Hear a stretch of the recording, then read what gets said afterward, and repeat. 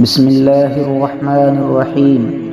جنت اور جہنم کیسی ہوگی؟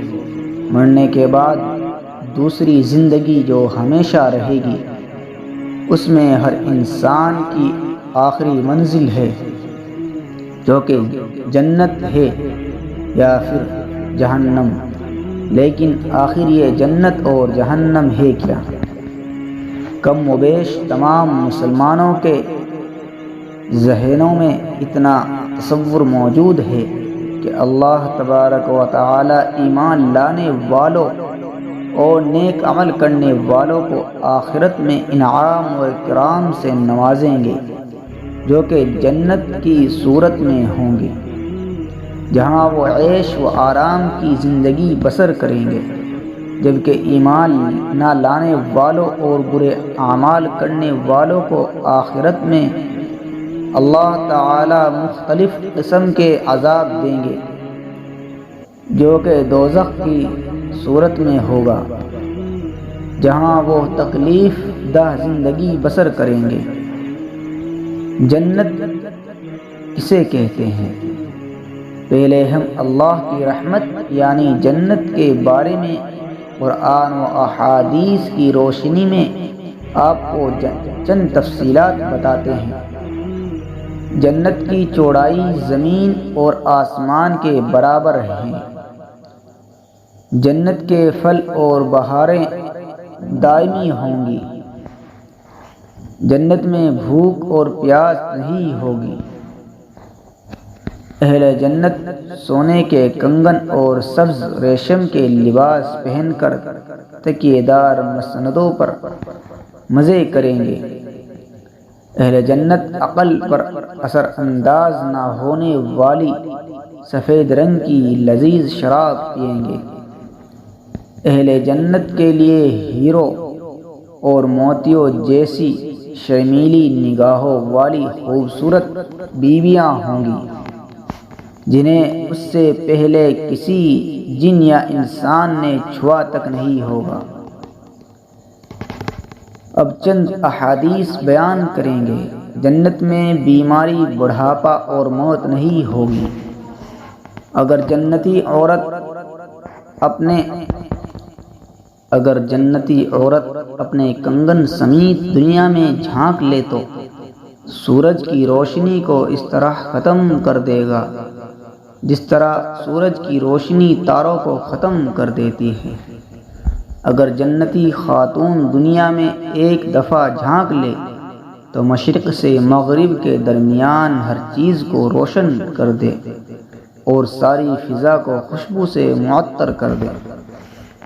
جنت کے محلات سونے اور چاندی کی اینٹوں سے بنے ہیں۔ اس کا گارا تیز خوشبو والا مشک ہے۔ اس کے سنگریزے موتی اور یاقوت کے ہیں اور اس کی مٹی زعفران کی ہے۔ جنت کے 100 درجات ہے۔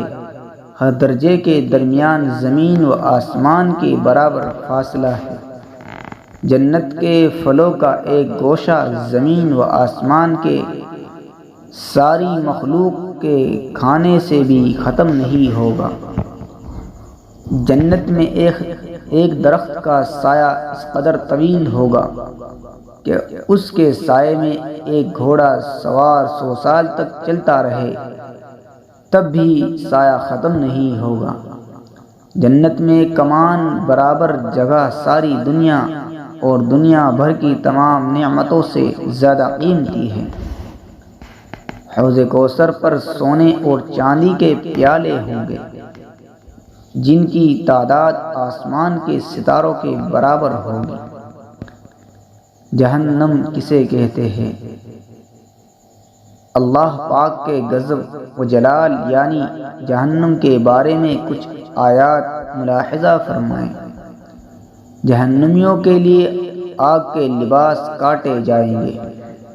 ان کے سروں پر کھولتا ہوا پانی ڈالا جائے گا، جس سے ان کی کھالیں ہی نہیں بلکہ پیٹ کے اندر کے حصے تک گل جائیں گے۔ جہنمیوں کے لیے آگ کا اوڑھنا اور آگ کا بچھانا ہوگا۔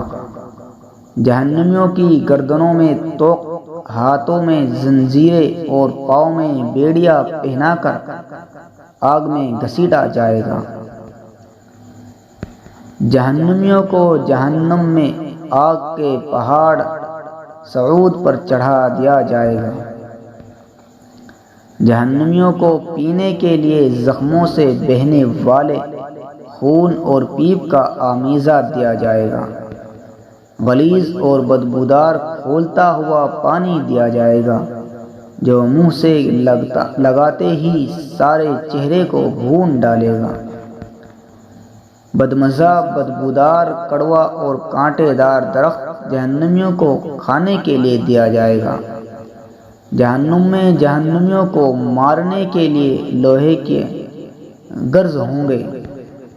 جہنمیوں کو تنگ و تاری کوٹھریوں میں ٹھونس دیا جائے گا جہاں وہ موت کی تمنا کریں گے لیکن موت نہیں آئے گی۔ جہنم کے بارے میں چند احادیث مبارکہ بھی ملاحظہ کر لیجیے۔